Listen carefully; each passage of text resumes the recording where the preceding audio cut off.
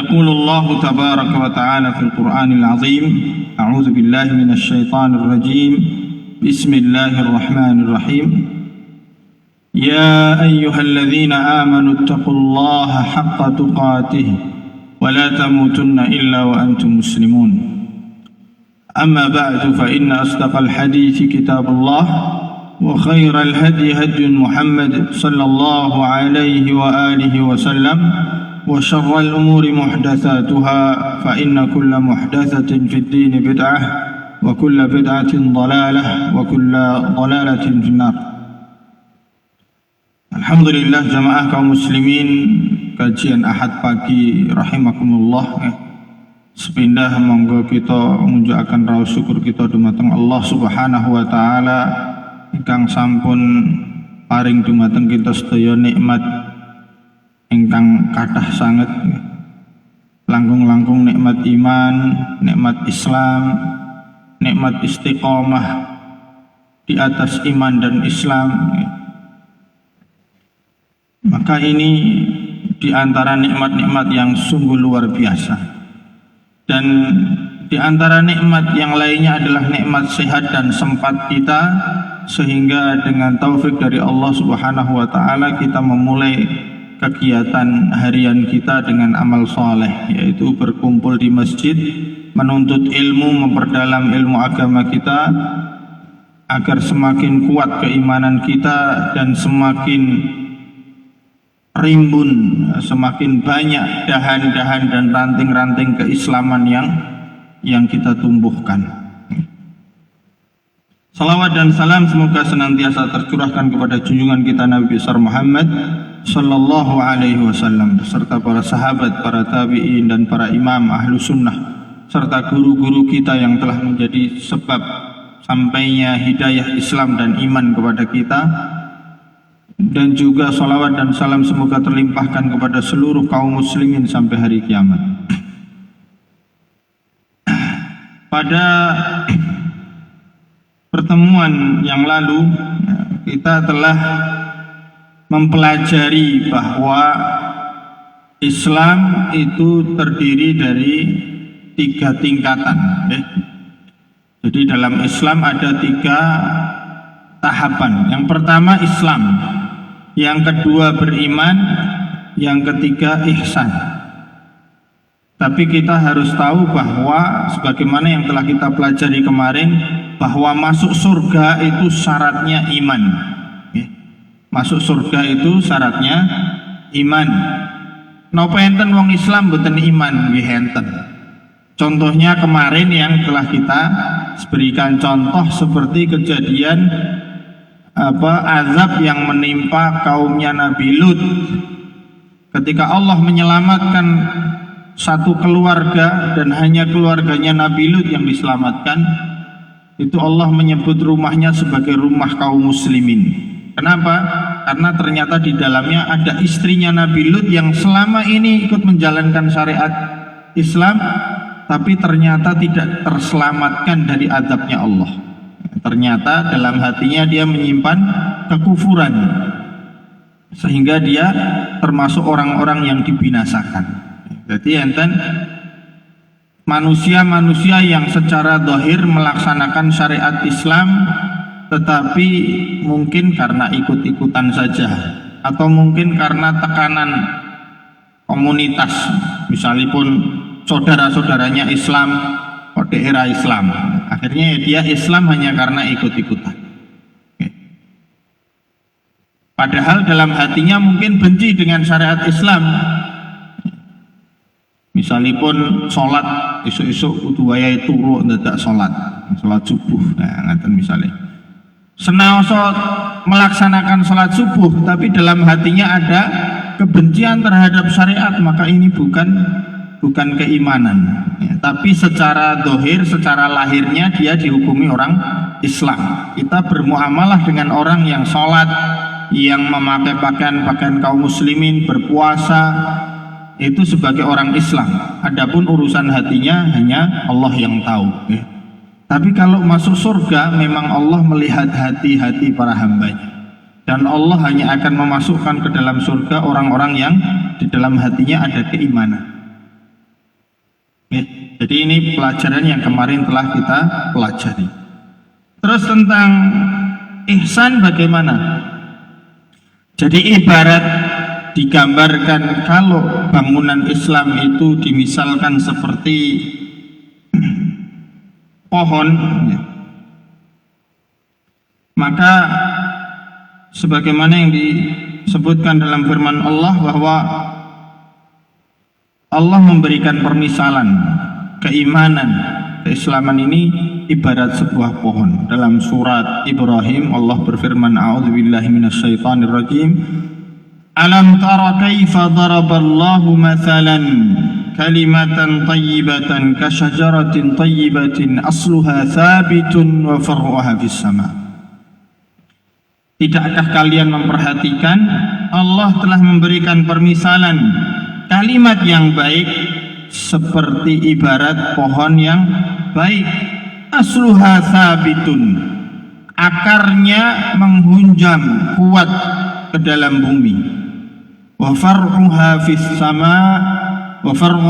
sama, dan cabang-cabangnya menjulang ke langit. Jadi pohon yang kokoh adalah pohon yang sangat besar, teruji dengan berlalunya waktu, gitu. Enten pohon lagi cilik kepidak rasida urip, eneng sing wis tumbuh sithik delalah kena angin ambruk. Tapi pohon yang kuat adalah pohon yang akarnya menghunjam kuat ke dalam bumi, mampu menopang seluruh batang dan dahan-dahan di atasnya. Maka inilah gambaran permisalan agama seseorang. Ulama mufassirin menyebutkan bahwa syajaratin thayyibah, thayyibah ini maksudnya iman. Jadi pohon iman. Dalam tafsir At-Tabari disebutkan bahwa yang dimaksud permisalan kalimat thayyibah ini adalah keimanan, kalimat la ilaha illallah. Ibarat sebuah pohon, ketika kalimat itu baik, ya keadaannya seperti pohon, akarnya kuat, menghasilkan amal-amal yang banyak. Akarnya, sebagaimana yang telah kita pelajari kemarin, akar pohon itu ibarat rukun iman. Akar pohon itu ibarat apa? Rukun iman. Kemudian dahan-dahannya, batang utamanya adalah syahadat la ilaha illallah. Kemudian dahan-dahan utamanya adalah rukun-rukun Islam, syahadat, sholat, zakat, puasa, haji. Kemudian ada ranting-rantingnya lebih kecil dan semakin banyak. Maka seperti inilah gambaran Islam, ya. Jadi Islam niku minimal melaksanakan rukun Islam. Kalau orang Islam tidak melaksanakan rukun Islam berarti tidak punya pokok pohon, tidak punya batang utama. Maka pohon yang baik nggak mungkin dia tiba-tiba enten godong tok. Ini berarti pohon yang tidak lengkap. Pohon yang lengkap memiliki batang utama, ada cabang-cabang utama, kemudian baru ranting-rantingnya. Maka ibarat rukun Islam yang 5, bukan berarti syariat Islam hanya 5, tapi yang 5 itu harus ada pada diri seorang muslim. Keimanan yang baik minimal melahirkan 5 amalan ini. Islam seseorang ketika dia bersahadat, bukan sahadat ya, bukan mungkin Islam. Ketika dia sudah bersahadat, maka kewajiban selanjutnya adalah salat. Nek enten sing ngomong wong salat iki mesti wong apik, misale. Sing penting awake dhewe gak ganggu wong liya. Sing penting dermawan, aweh nek eneng sumbangan ya nyumbang, nek eneng kerja bakti orang merugikan orang lain. Gak salat iki urusane karo Gusti Allah. Lari penak men. Padahal Allah berfirman apa? Rasulullah sallallahu alaihi wasallam ngendikan awwalu ma yuhasabu bihil abdu yaumal qiyamati shalah. Sing pertama direken sampe ning dina kiamat niku hitung-hitungane pisanan salat. Nek salate beres, maka bereslah amal-amal yang lain. Nek salate gak beres, tiwas ngamal. Nggih. Tiwas ngamal. Sebabnya napa? Dianggap ora beres. Jadi kalau orang sholat belum tentu orang baik bener.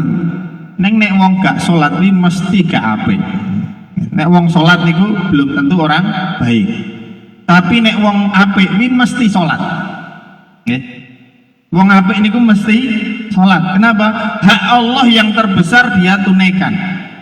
Allah saja tidak dia tunaikan kewajibannya kepada Allah, kewajiban kepada manusia, kepada yang lebih kecil semakin dia remehkan. Gusti Allah yang boten diwedeni apa meneh liyane. Nek wong wis rene sing diwedeni ya wis apa-apa bablas. Kenapa kejahatan merajalela? Karena banyak orang tidak takut kepada Allah.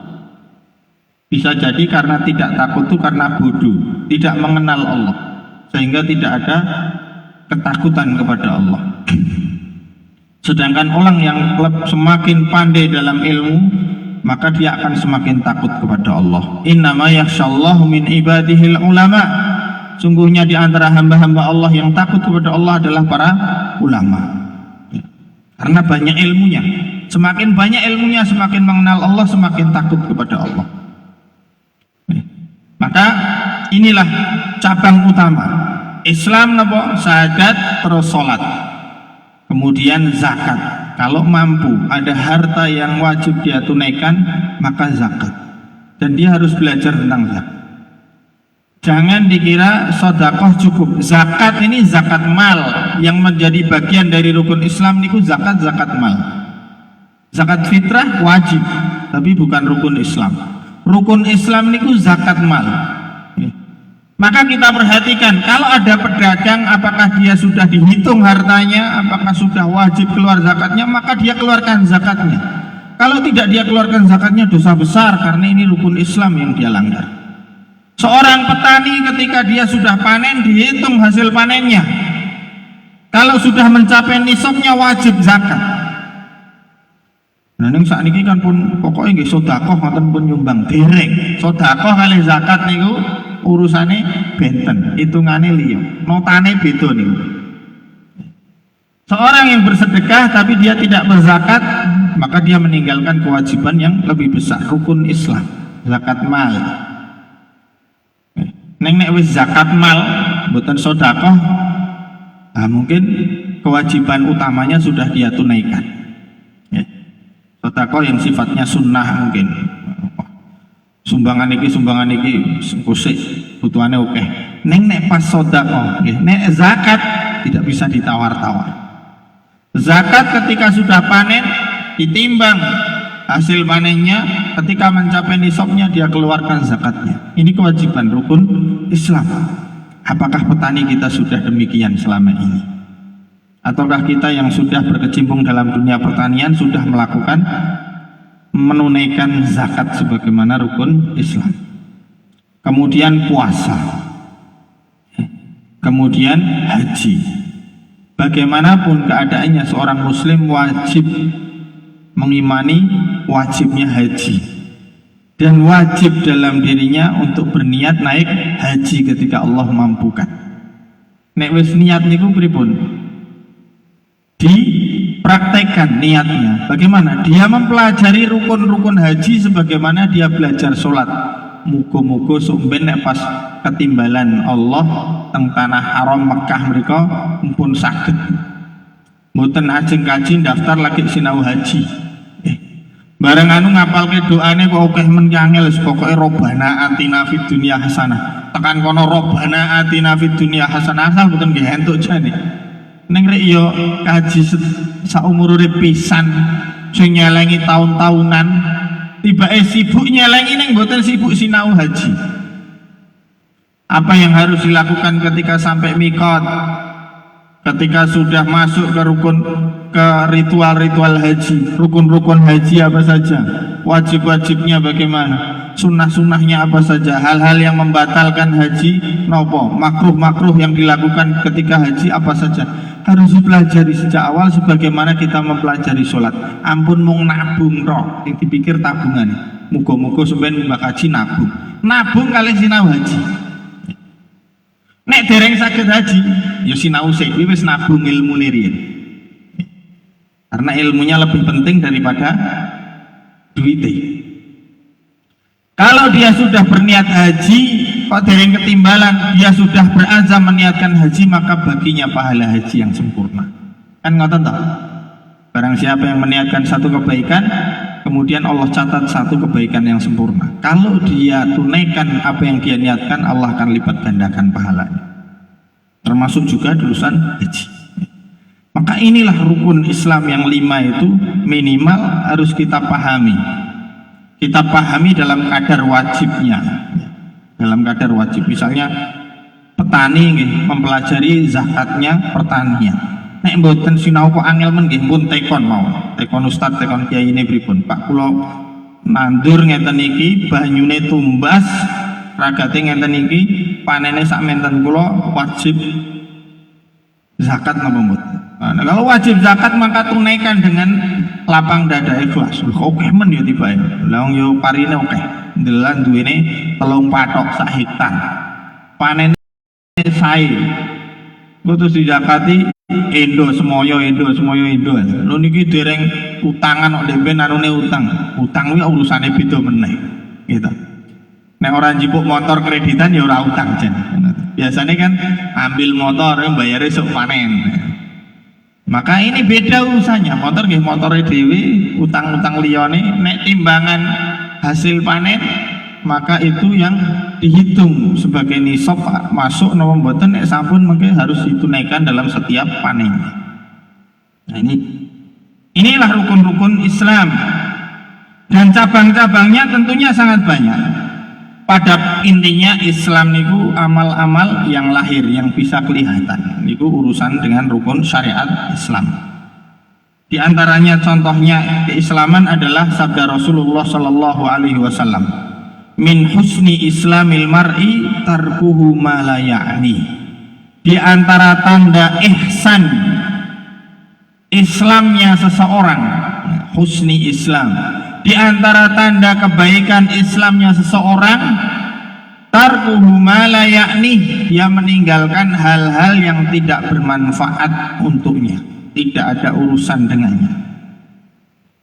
Seorang muslim yang meninggalkan yang bukan urusannya dan tidak pengen tahu urusan orang lain. Wong Islam sing sae niku mboten kepo. Apa-apa di goleki informasine. Napa melih sakniki? HP itu menyajikan banyak informasi, tapi ketahuilah banyak informasi yang tidak bermanfaat untuk kita. Jadi tidak perlu semua hal kita harus tahu, boten. Lah niku senengane maca terus berita internet, wah niku belajar pengen ngerti kono kene. Lah nek wis ngerti terus artine apa? Maka termasuk tanda kebaikan seorang, dia mempelajari hal-hal yang bermanfaat dan berguna untuknya dan meninggalkan hal-hal yang tidak berguna untuknya, terutama yang tidak ada sangkut pautnya dengannya. Ini wong Islam termasuk tanda kebaikan Islam seseorang.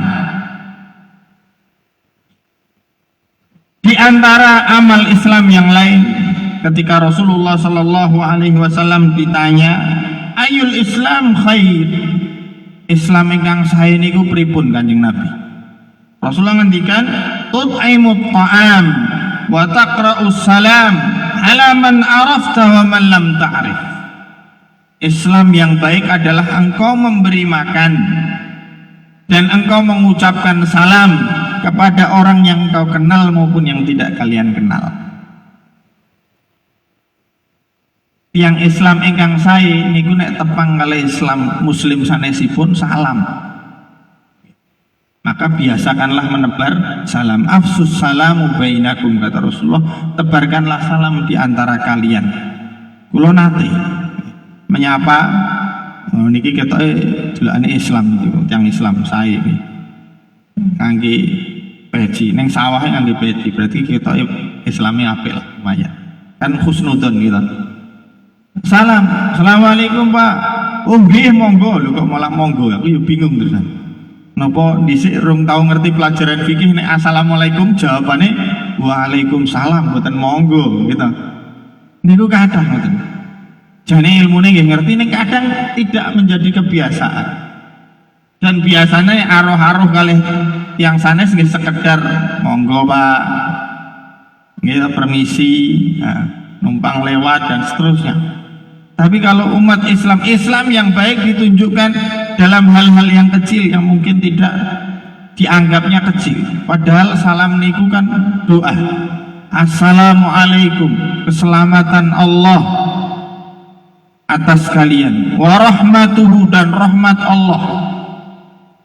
Wa barakatuhu, dan berkahnya semoga meliputi kalian. Dan itu kan saya angger sithik istri ndongake wong assalamualaikum warahmatullahi wabarakatuh. Dijawab kalih tiyang niku waalaikumsalam warahmatullahi wabarakatuh. Terus teng mriku petuk mulih salam, petuk mulih salam.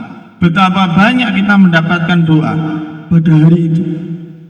Kalau salam kepada orang mboten dijawab, sing jawab malaikat apa ora luwih mandi melih. Lah aku salam karo Pak iki malah diplengosi. Tak omongi assalamualaikum, monggo Pak, malah monggo. Bingung kekok. Mboten napa-napa, sesuk petuk salami melih. Assalamualaikum.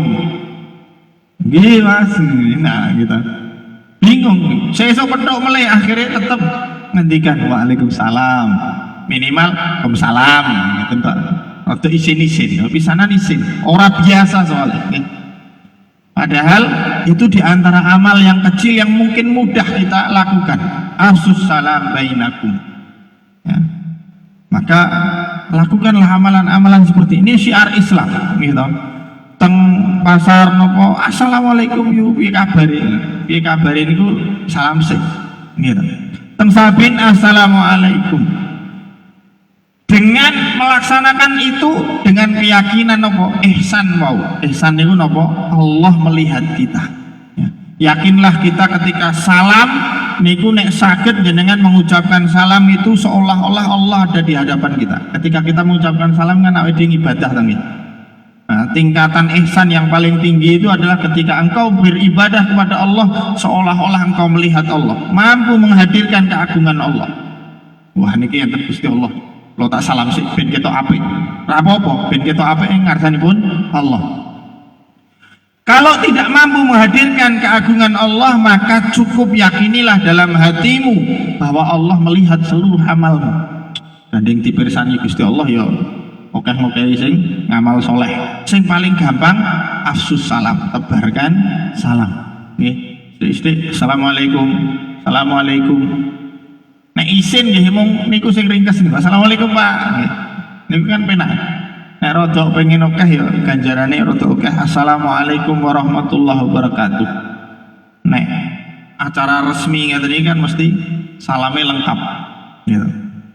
Assalamualaikum warahmatullahi wabarakatuh. Dijawab ketoke ora marem baleni meneh ben bianter.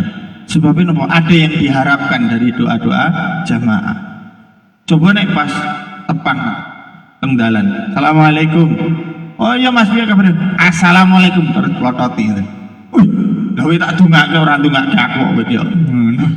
Ah mengke akan menjadi kebiasaan.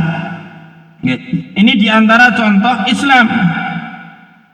Contoh Islam yang lain sabda Rasulullah sallallahu alaihi wasallam, al-muslim man salimal muslim min lisanihi wa yadihi. Muslim itu adalah orang yang bisa menjaga muslim yang lain dari gangguan mulut dan tangannya. Oh, berarti amal Islam itu selain rukun Islam yang 5 banyak sekali. Ini contoh-contoh yang biasa penerapannya di masyarakat kita. Muslim yang baik nopo ketika dia mampu menjaga muslim sanesipun saking lisan, saking kejahatan, keburukan tangannya, perbuatannya. Maka seorang muslim yang baik adalah muslim yang mampu mengendalikan lisannya. Nah, jenengan sampun ngertos napa mboten pilih masuk Islam dan masuk nerakanya seseorang itu tergantung dengan lisannya. Lisan ini ketoke sakmit ngoten nggih. Nek mbleh sapi ya ilate wong sakmono kae. Mbleh wedhus ya ilate wong sakmono kae. Kita manusia pun lidah kita juga cuma segini, tapi itu tergantung keselamatan seseorang itu sangat tergantung dengan lisannya. Fa innal abda la yatakallamu bi kalimatin min sakhatillah la yalqalaha balan yahwi biha fi jahannam. Betapa ada seorang hamba yang mengucapkan satu kalimat, yang kalimat itu diucapkan di maklos ngoten mawon, rapate mikir-mikir. Tur bar ngomong ya wis lali, wis rapate dipikir, rapate digagas. La yalqalaha balan. Tibae napa kalimat itu nanti akan menarik dirinya ke dalam neraka jahanam. Nah, ini atos-atos. Dan ada juga wa innal abda la yatakallamu min bikalimatin min ridwanillah. Ada juga seorang hamba yang mengucapkan satu ucapan dengan ucapan-ucapan yang mendatangkan keridhaan Allah. Layal qala habalan, bar ngomong ya gak kreken, lali wis bar. Tapi ternyata dengan ucapan itu Allah angkat dirinya meninggi di surganya Allah Subhanahu wa taala. Karena kita tidak tahu ucapan mana yang akan memasukkan kita ke dalam surga, maka banyak-banyaklah mengucapkan kalimat yang baik. Gitu. Niki diantara aplikasinya.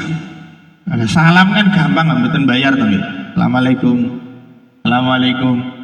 Mboten dibales, malaikat sing bales. Karo nek ya aja nesu. Nek dibales ora apa-apa, malaikat sing bales. Mboten. Karep-karepe mboten ngoten. Didongake. Muga-muga nanti akan terbiasa. Ini kalimat yang baik.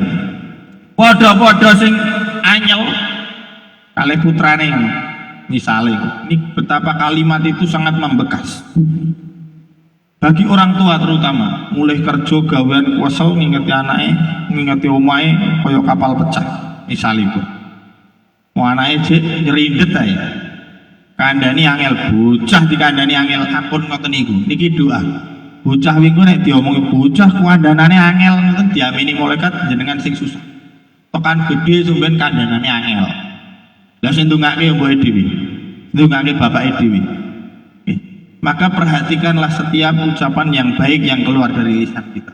Ada kisah luar biasa dari Imam Masjidil Haram, Abdurrahman Sudais. Niku cilikane nggih padha pecicilan. Jeneng cah cilik niki ya pecicilan.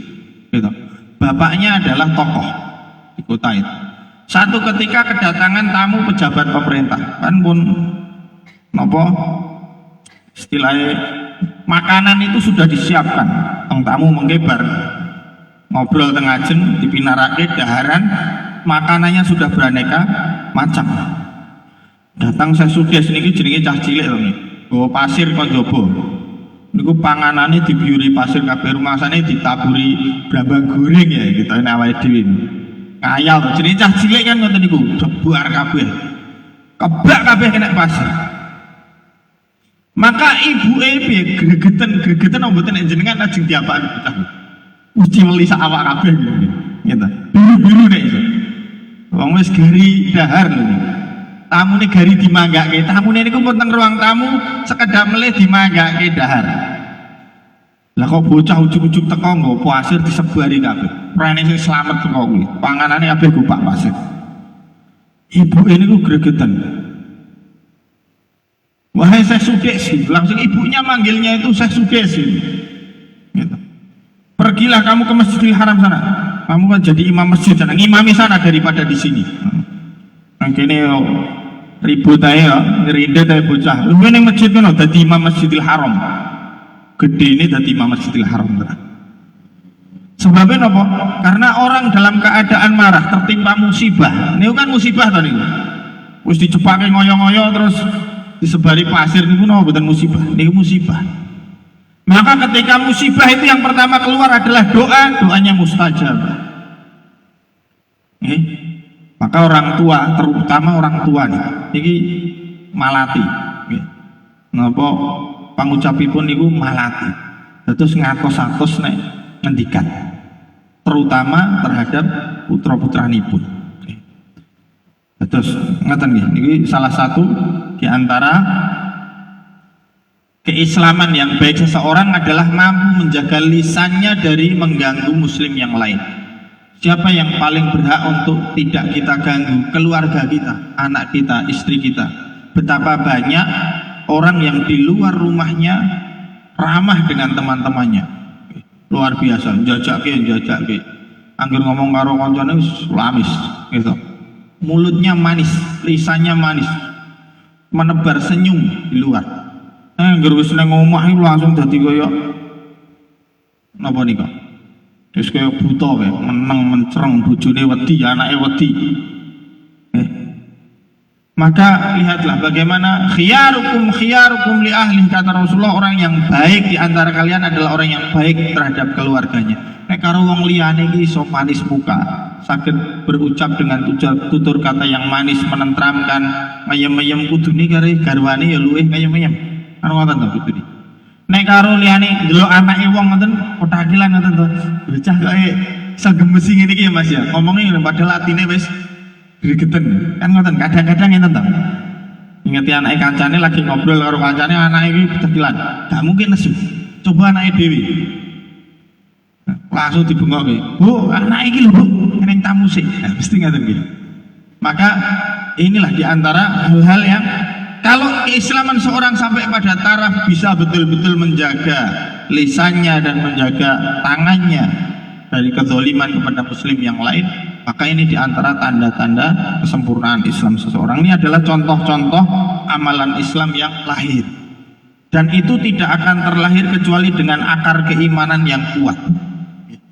Terus logikanya ini nek wit gede banget mesti oyote mengisor yo gede banget. Bangunan yang tinggi tingkat 100, tingkat 10 ngoten, pondasine niku mboten semeter 2 meter. Padha wae. Dan itu logikanya. Maka keimanan seorang itu terlihat dari situ. Kebaikan seseorang, apa yang ada di dalam hatinya akan terlahir sebagai amal lahirnya, amal zahirnya. Kalau Islamnya baik, maka sholatnya pasti baik. Imannya baik, pasti sholatnya baik. Kalau orang punya iman kepada Allah gak sholat, itu berarti betul duwe iman. Gak punya iman. Bagaimana dia bisa baik kepada Allah saja dia tidak baik?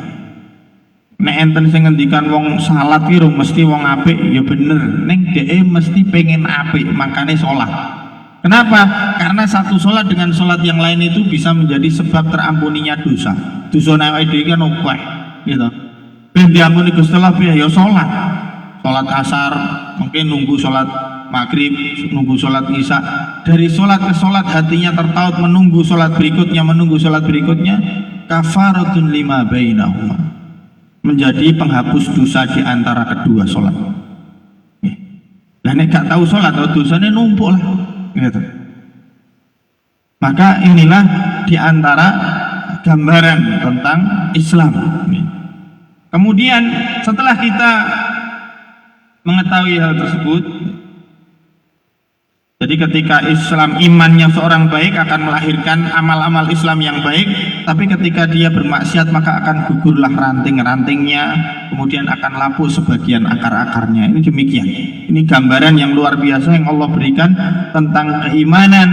Keislaman itu digambarkan ibarat sebuah pohon. Maka kemudian kedepannya kita akan belajar tentang bagaimana menguatkan akar iman kita. Kita telah memiliki 6 rukun iman. Pun apal sedaya rukun iman. Nek mboten apal nggih apalke lah. Nek mboten apal niku nggih bangeten. Nek kagungan putra ndang dikon ngapalke. Nek cilik-cilik niku kan rukun iman enten pinten 6 nggih. Pertama, iman kepada Allah, iman kepada malaikat-malaikat Allah, iman kepada kitab-kitab Allah, iman kepada para rasul Allah, iman kepada hari kiamat, dan iman kepada takdir Allah. Nah, niki rukun iman 6. Rukun Islam enten pinten?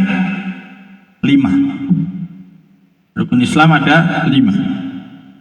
Syahadat, yang pertama syahadat. Asyhadu an la ilaha illallah wa asyhadu anna Muhammadar Rasulullah. Yang muslim ingkang sakit ngendikan mboten bisu niku wajib mengucapkan syahadat. Nek wis ngucapke syahadat, maka muamalah dengan dia adalah muamalah dengan seorang muslim. Nek pun syahadat kewajiban selanjutnya adalah sholat. Sholat. Kalau tidak sholat maka bagaimana amal-amal yang lain bisa diterima oleh Allah? Karena yang pertama kali diperhitungkan adalah sholat. Nek sholatnya beres, amal liyane beres. Nek sholatnya mboten digatekke Gusti Allah nggih mboten gatekke amal liyane. Sapi-api koyo ngopo nek mboten sholat iku nggih tetep mboten sah. Nek bar sholat menunaikan zakat. Ketahuilah menunaikan zakat ini bagian rukun Islam. Maka pelajarilah masing-masing profesi kita. Yang biasa berdagang di pasar, tiap tahun diaudit dagangannya, dihitung-hitung mulai kira-kira wis kudu zakat pora. Nek sing petani nggih ngoten, tangklet kalih ustad, tangklet kalih ahli ilmu, kula panen dek wingi niku angsal sementen zakate pinten. Lha kula panen mboten ngertos pun kula baske kalih bakul, entuke pira mbuh ha mboten ngoten niku. Nggih. Nek saged dodol niku ampun ijon. Nggih, ijon. Dituku dibayar ning dhuwur wit, nggih.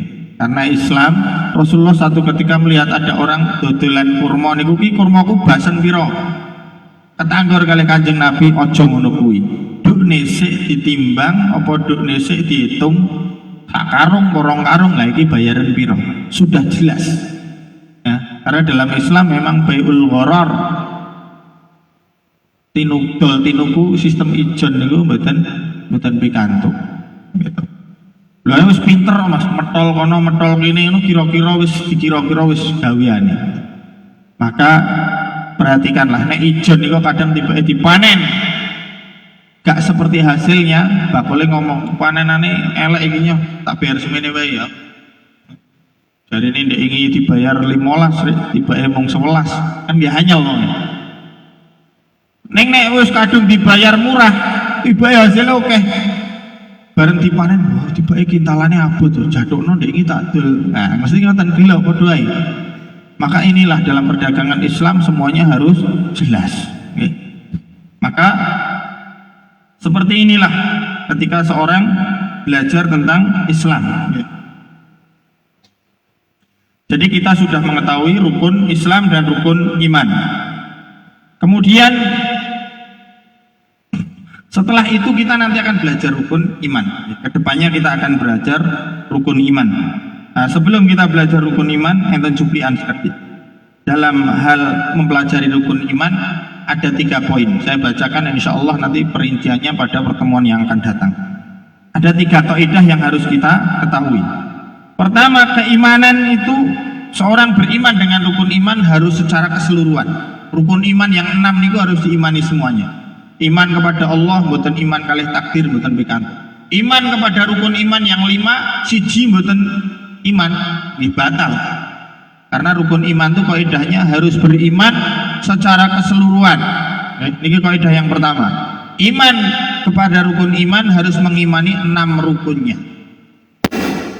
Mboten setunggal-setunggal, mboten angsal. Yang kedua, demikian pula untuk setiap rukun iman harus diimani secara utuh. Iman kepada Allah misalnya, napa iman kepada Allah. Misalipun beriman dengan wujudnya Allah, gitu. Tapi ngibadahi mboten dumateng Allah. Yang ibadah dumateng Allah ning ibadah sanesipun. Maka ini tidak dikatakan orang beriman. Ini kaidah yang kedua. Iman, rukun iman mengimani setiap poin rukun iman juga harus secara keseluruhan. Mboten entuk diketok-ketok. Kayak ndek wingi niku enten tokoh nasional sing ngomong napa melaksanakan syariat Islam enggak wajib. Lah wong Islam kok berkeyakinan melaksanakan syariat Islam enggak wajib ya berarti ya wis gak Islam. Wis ganti wae KTP-ne rasah pekewo. Dengan ngoten. Enten mulai sing ngendikan wong Islam aja merasa benar sendiri. Sing ngomong kiai niku. Sampai ngoten niku. Ini menanamkan keraguan kepada umat Islam. Kita umat Islam harus yakin bahwa Islamlah yang benar, agama yang diterima di sisi Allah. Maka mengimani bagian rukun iman juga harus secara keseluruhan, nggak boleh sebagian-sebagian. Kemudian poin yang ketiga, mengimani rukun-rukun iman harus di atas ilmu dan dalil. Tenang sar karpe dewi. Misalnya iman kepada malaikat. Bagaimana iman kepada malaikat? Ya kita harus yakin bahwa Allah memang menciptakan malaikat, hamba-hamba suruhan Allah itu, tentara-tentaranya Allah yang diciptakan dari cahaya, bukan laki-laki, bukan perempuan, tidak senantiasa mentaati perintah Allah. Betul kok menungso yang sing minggu ngalor ngidul dikongkon ngalor malah ngidul. Malaikat itu betul senantiasa taat kepada Allah. Kita harus meyakini itu sesuai dengan dalil-dalil yang ada. Betul sakar PDW. Oh malaikat itu kekuatan baik. Yang sing ngomong malaikat itu napa? Gambarannya aneh-aneh nih kok. Wong Eropa nih, orang kafir Eropa meyakini malaikat itu anak perempuan Allah. Makanya nek wong wedok ini sing jenenge angel. Angel niku napa? Malaikat. Malaikat secara harfiah bahasa Inggris itu angel itu malaikat. Bisa juga diartikan bidadari sekarang. Angel malaikat. Mesti gambarannya wong wedok ayu metu napa ne suwiwine ngoten niku. Nah ini gambaran yang ada pada orang-orang kafir. Jangan sampai umat Islam juga memiliki gambaran seperti ini. Karena itu tidak dibangun di atas dalil dan ilmu. Maka tadi 3 poin itu, beriman tentang rukun iman harus mengimani secara keseluruhan. Tidak boleh iman pada 5 rukun, kafir ingkar dengan 1 rukun yang lain. Rukun iman yang 6 harus diyakini. Kemudian dalam setiap rukun iman harus secara keseluruhan. Mboten asal nggih diketok-ketok sakarepe dhewe ora entuk. Yang ketiga, mengimani rukun-rukun iman harus dengan ilmu dan dalil. Jadi niku pentingnya ngaji. Wong Islam orang ngerti pembahasan rukun iman, ya tindak pengajian ben ngerti pembahasan rukun iman. Amrene apa? Agar akar agama kita itu begitu kuat, tidak gampang goyah. Kita melihat pada hari ini banyak pemurtatan. Kemurtatan bahkan skalanya nasional, ngoten niku wis gak isin-isin meneh. Zaman biyen wong Islam metu kok Islam ketok. Nggih, dipancung. Sekarang orang murtad hak asasi manusia. Luar biasa. Sing bila ya wong Islam dhewe, oh agamane kono-kono buyak gini. Kenapa dia tidak ada kebencian dengan orang murtad? Murtad itu pengkhianatan terhadap agama. Islam itu menghormati orang non-Islam, non-Muslim. Nek memang sejak dulunya dia non-Muslim. Tapi kalau dia dulu pernah mengenyam nikmatnya hidayah iman dan Islam kok terus murtad, tidak ada harganya di dalam Islam. Wong murtad niku matine glundungke ora apa-apa, keleke kali ora apa-apa.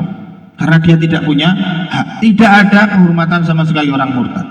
Beda dengan orang kafir, memang kafir gitu ya. Sejak awalnya dia bukan orang muslim. Kita menghormati lakum dinukum waliyadin. Ya, niku kaidah untuk orang kafir. Kaidah kepada orang murtad, mboten ngoten niku. Ini dalam Islam dan kita harus tahu. Insya Allah poin-poin seperti ini selanjutnya akan kita pelajari pada pertemuan-pertemuan yang akan datang. Semoga Allah menghidayahkan taufik kepada kita semuanya dan berikan hidayah taufik kepada kita semuanya untuk memperdalam agama kita sehingga iman kita betul-betul menghunjam ke bumi sebagaimana akar itu dan dahan-dahan Islamnya, amal-amal Islam kita menjulang ke langit ya. Maka semoga yang sedikit ini bisa menjadi sakit dipun penggalih menjadi bahan perenungan kita ya, dan semakin kita bersemangat untuk mempelajari Islam dan kita tahu bahwa kita masih jauh dari kondisi muslim ideal ya. Maka perlu kita sering-sering menghadiri pengajian dan belajar tentang Islam. Semoga dengan itu Allah semakin mencintai kita semuanya dan memberikan ridhonya. Kemudian Allah menganugerahkan kita husnul khotimah di akhir usia kita dan menganugerahkan kepada kita jannatul firdaus bertetangga dengan Rasulullah sallallahu alaihi wasallam dan para sahabatnya. Wassallallahu ala nabiyina Muhammad walhamdulillahirabbil alamin. Assalamualaikum warahmatullahi wabarakatuh. Jazakallah matur suwun Ustaz Nanang taosipun wonten ing jeneng menika luar biasa. Mboten wonten pengumuman wonten ing jeneng menika cuma infak pikantuk Rp350.000. Alhamdulillah, semoga infak kita pagi hari ini diterima Allah Taala.